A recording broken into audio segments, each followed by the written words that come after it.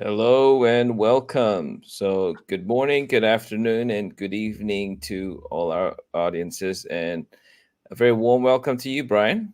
Great to see you again, Andy. How's everything been? Yeah, good to see you. Yeah, it's been interesting. It's been a very busy period.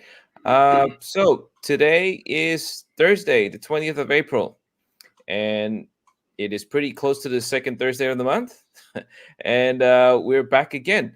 So we're very lucky today to have Brian Quinlivan from Santiment, and we're gonna be going through some pretty interesting data, aren't we, Brian? We sure are. Yeah, obviously Bitcoin jumped above 30K and Ethereum went above 2K and both then dipped below again today. So we're dancing right around that range right now as the Bulls and Bears have a bit of a tug of war right now. Oh yeah, oh yeah. So again, Brian, we come on once a month, and we try to see what's happening in the market, and we read the well, I guess we read the tea leaves, or we see on-chain data analytics to see what's happening. So I think we'll just kick it off, and over to you, Brian. Yeah, I'll go ahead and share my screen and we can talk about some metrics. That's perfect. So how have you been, Brian? I've been well, Andy. How's everything on your end? I've been recovering from a bit of a cold, but Uh, overall enjoying seeing the markets have some volatility again. yeah. Oh, sorry to hear about the cold. I hope you're feeling much better. You look much better today. Thank you. I greatly appreciate it. So can you see my screen okay? Yeah, I think it's just there. You go. Great.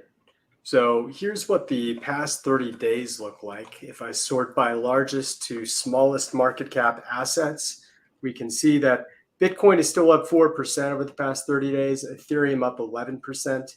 And then XRP has been a big star of the show, the second best performing asset among the top 100 assets, only behind Radix. And Oh, XRP obviously has been aided by trader optimism that their lawsuit may come to an end in the near future. That's gotten people a little more interested in investing in the number 6 ranked market cap asset. We can also see that the social volume for Bitcoin has jumped up 59% over the past 30 days compared to the 30 days before it. And that's undoubtedly a result of that 30K psychological support being breached, people getting excited, and a few people merging their interests back over to the number one market cap asset as altcoins have kind of lagged behind here as of late.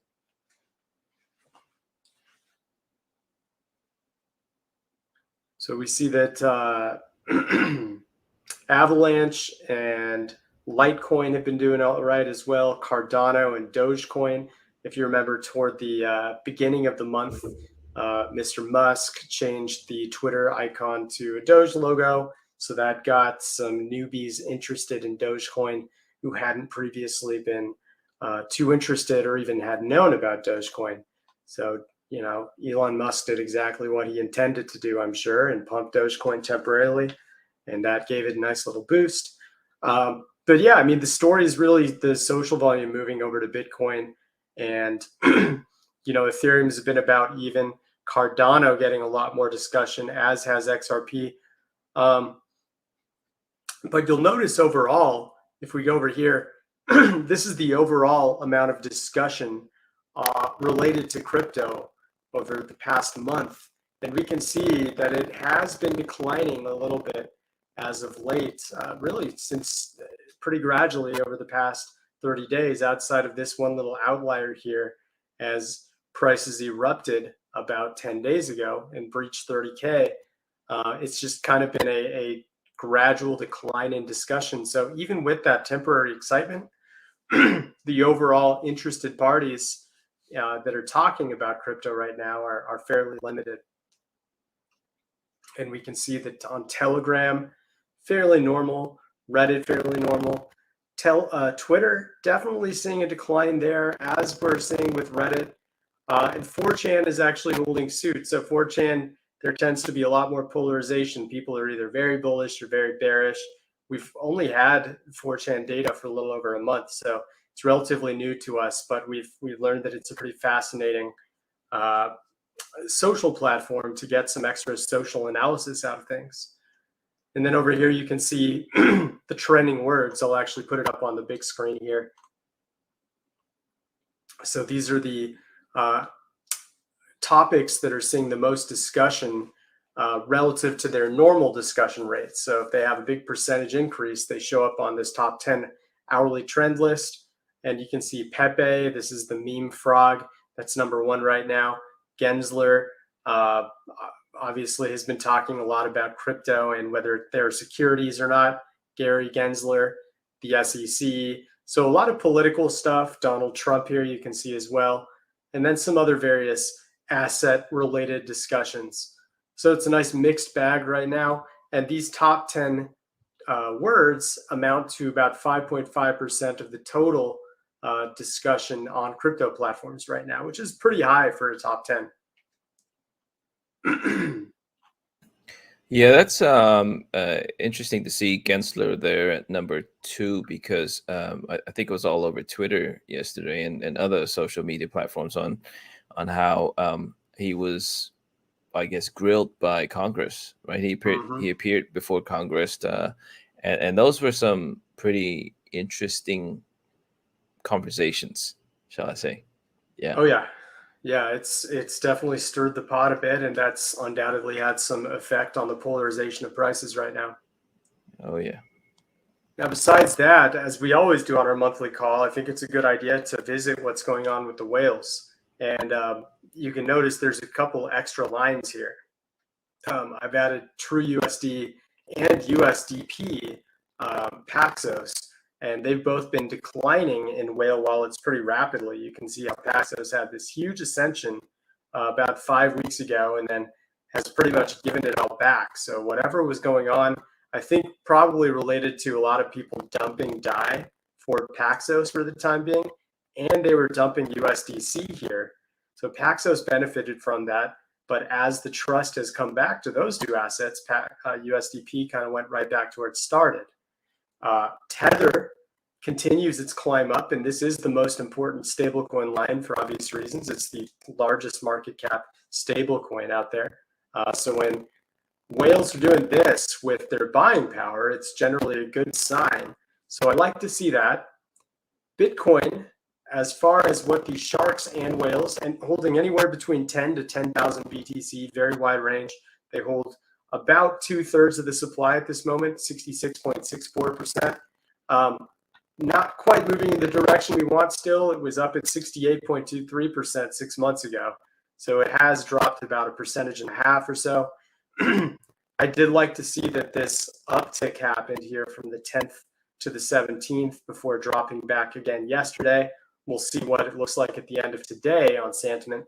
But for now, the long-term trend hasn't really changed, and we still see Bitcoin whales looking like that.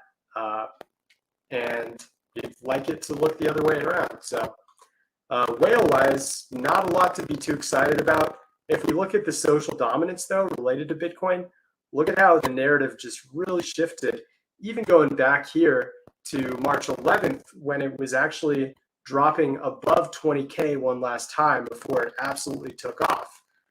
That's normal. You'll see Bitcoin be talked about more when it's either doing exceptionally well or people are exceptionally worried because of the price performance being bad. So it has climbed back, especially after it jumped over 25K and eventually 30K here. Social dominance for Bitcoin is definitely back on the menu, and this is a good long-term bullish signal if it continues. We tend to see dominance in the #1 asset as opposed to dominance in Dogecoin and assets that at least in many of our opinions don't have the objective value. So with Bitcoin being talked about more organically, pumps tend to come a little more often, and this is how bull markets typically start if this is sustained for a long enough period of time and other metrics are setting up better. And moving over to some of the on-chain metrics, we can see the trading volume had a bit of a spike here back in March, but look at how it's dropped off. Even with the ascension to 30K, this isn't exactly an exciting signal when you see the trading volume is just going down. This is a pretty classic bearish divergence on the trading volume side because it's going down, price is still going up, not ideal. Transaction volume on chain, it hasn't even really moved. It's just been way lower ever since the FTX collapse. And who knows, maybe it's because, the people on FTX haven't quite all moved over to alternative options and they just got out of crypto entirely. On the other hand, daily active addresses are looking better. I can see right now that the average unique addresses interacting on the BTC network per day is at about 869,000. If we go back to this low point in late January, it was about 100,000 addresses less. So we like to see that utility is picking up, at least on the active address side. Not quite such a great story on the circulation side. It's really just staying low. And if we look at this NVT model, you can see, Andy, we're in our 9th straight month now of a bearish divergence according to this model, which should have some effect in preventing too much of a sustained bull market from happening until this outlook starts to get a bit better.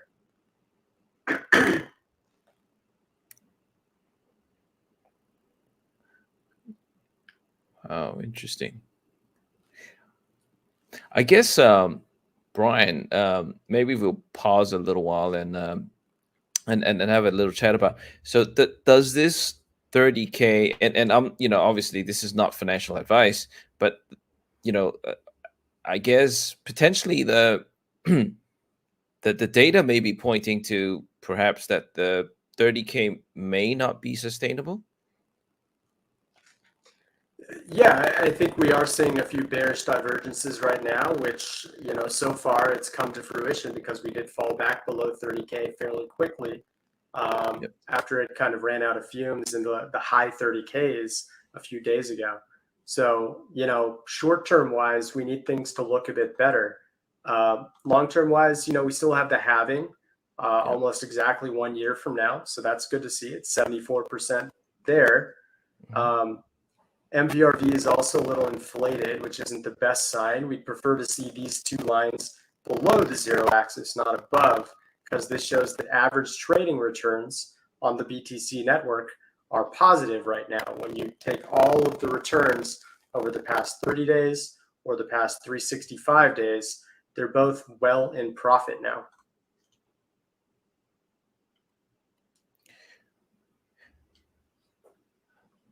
Yeah, that's interesting. Actually, speaking of halvings, I think Litecoin is halving this year.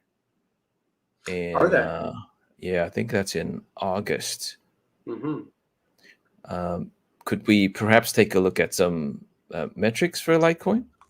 Yeah, let's take a look at what's going on.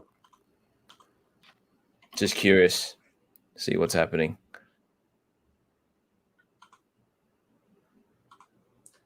All right, so Litecoin doesn't look like it's doing anything special on the trading volume end. It has obviously bounced quite big since its low on March 11th. It's gone up 35%, so a nice 5-week run for it. Daily active addresses staying very low. Circulation also very low. So utility-wise, there's some concerns in Litecoin being able to make a big run. I also see that the 30-day MVRV is up pretty high right now at plus 20%. That's not what you want to see.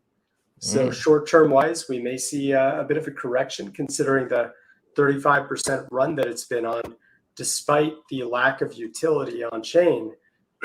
That's something you have to be a bit concerned about.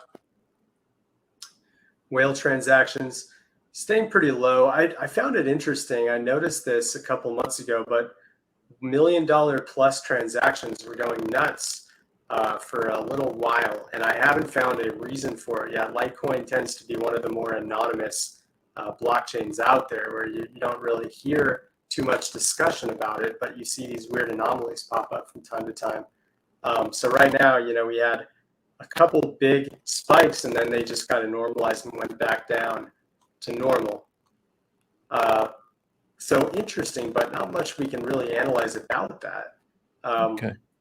It's at $91 now, so looking at a few key tiers like the 10,000, 100,000 tier, they've been declining a little bit.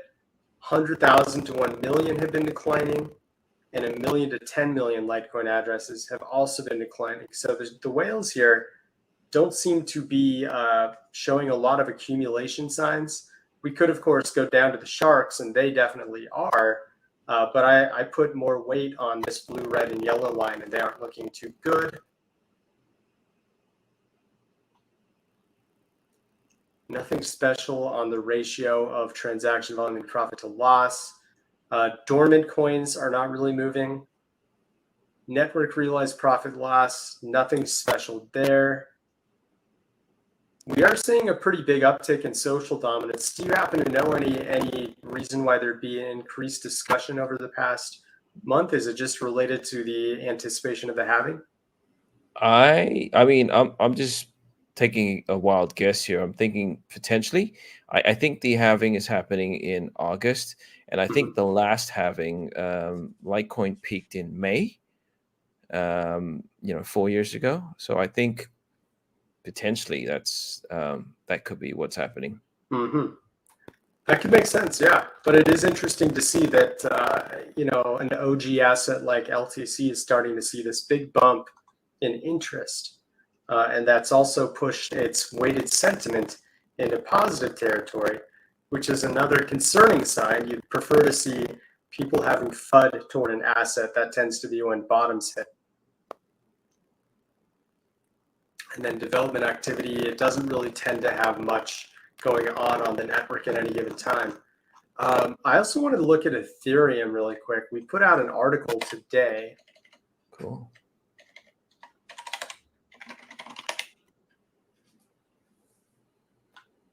And I also want to make time for us to briefly talk about its correlation with equities right now, because I know that's always an interesting topic on your channel. But check out this article that we posted today. This was right after it fell back below 2,000. But there were some promising signs, mainly the fact that there was some huge dormant circulation going on with two different addresses that were both holding 150,000 Ethereum. They suddenly shed all of that. And that's not necessarily a bad sign, but that Ethereum does go somewhere else. And these were very dormant addresses that didn't really move their assets, but they had been holding that exact 150,000 Ethereum stash since November of 2018. So we're talking 4.5 years of just sitting there stagnant. And that's what created this big spike here, the fifth largest in the past 7 months. And you look at the previous big spikes, 1, 2, 3, 4. Every time that happened, you can see Ethereum jumped up right after. Even this mini one, and especially this one, this marked kind of the biggest bottom over the past year. So there's no guarantee that this is what happens with Ethereum, but considering it happened on a dip, just like these previous four, Ethereum could have something brewing right now, at least according to historical evidence. Nice. That's a nice analysis right there. Nice find. Yeah. It was one of our team members who brought it to my attention. And we can also see that the mean dollar invested age line here dropped to the biggest drop it's had in, I think, something like 9 months or so. And if it continues to go down, this is a sign that the average age of coins sitting in addresses is starting to become much younger. And if the curve starts going down, those are the signals we look for to signal a full-on bull run. So this may just be a blip in the radar, or it could be the start of a long curve down, and then you want to really jump into Ethereum knowing that one of the biggest bull run signals is flashing. Nice. Obviously, this isn't financial advice, so if you're watching, this is not financial advice. But that's nice analysis right there. Right. That's awesome. Yeah, at Santiment, we always try to just play probabilities, right? If we Yes. see similar signals that have sparked bull runs in the past, we'll report it as such, and you can make your own opinions. If you like to trust patterns that normally suggest something is bullish or bearish, it's ultimately your decision, and then we're not going to be telling you what to do. That is so cool. But check it out. This is one of those whale addresses. You can see they jumped in November of 2018, held it for 4.5 years, 150,000 Ethereum, which is currently valued, by the way, at $297 million. And then they just dropped it today. Wow.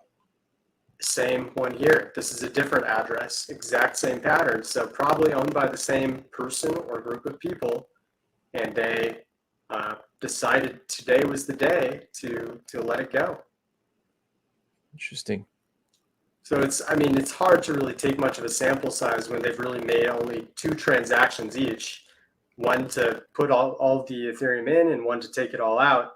But it is interesting to see that they were about 2 weeks away from the pure 5-year bottom. That's when they entered. So they got in a little under $125, and they jumped out here at effectively right around $2,000. So that's a pretty nice, 18x return or so. Yeah. So yeah, I'd say, on the Bitcoin side of things, it looks a bit dicey. It actually looks a little bit better with this dormant signal on the Ethereum side. But as always, we have to ride it out with Bitcoin and make sure that network is healthy enough to sustain the rest of the crypto sphere at any given time. And I wanted to get your take on kind of what's going on with equities right now, Andy, because it's been an interesting ride. They have been coming back up, obviously, over the past 5 or so weeks, as has gold, and Bitcoin's been right there with them. But what do you think about everything going on with the economy and interest rates, all that? Yeah, I mean it's interesting times now, isn't it? I mean, you've got extremes in terms of news coming out from both sides. I mean, on one hand, we've just had 3 banks collapse in the US, and that scared a lot of people. And then you actually saw the US dollar dropping against most major currencies. But then now the US dollar is coming back strong again. Like it's coming back. I guess Jerome and his pals managed to put together a structure in place to build confidence back in the banking system, in the US banking system. It's, I mean, I all I can say is it's really interesting times to be living in right now. I mean, we're literally watching history being made, on both sides. Like you've got the new and you've got the existing, and trying to find a path to what what the future is going to be like. I mean, just to look back at history. I mean, can we imagine when we went from horse and carriage to using cars, right? Where there weren't any roads yet, like no roads were built yet, right? It didn't seem like it was any use of any use at all. But then look at us now. I mean, who wants to ride a horse? Nobody wants to, unless it's for fun. But obviously, to get from A to B, we're obviously, we've all gone and moved onto cars now. So I think we're at a point of inflection in time where technologies run way ahead, and I guess the law is catching up. It's just interesting because I think now last year value stocks were up and growth stocks, or tech stocks were down. I think maybe there's I guess tech will always be there because even though good times or bad times, I guess it's just the number of companies that will be around to actually build stuff. But tech stocks will always, tech companies will always be building. They'll always be doing something better, more efficient, faster, and So I'm always, I guess I'm a perma bull for tech because I guess I understand the tech cycles, and I see how it can actually make our lives better. And throughout history, technology has improved society, has improved lifestyle in terms of making things better, making us live longer and stuff like that. So yeah, so interesting times. Maybe we need to zoom out a little and just write this through. But I think obviously value stocks will always be there, and they were good because they were good last year when everything else dropped, right? Because then the money reverted to risk off, and they were into value stocks. Right now, I think we're trying to figure that out. Yeah. At least interesting to see if it crosses this February 2nd high here. Just like analyzing a crypto stock, sometimes if it crosses that $41.80 mark, the S&P 500, that is, it could be off to the races from there.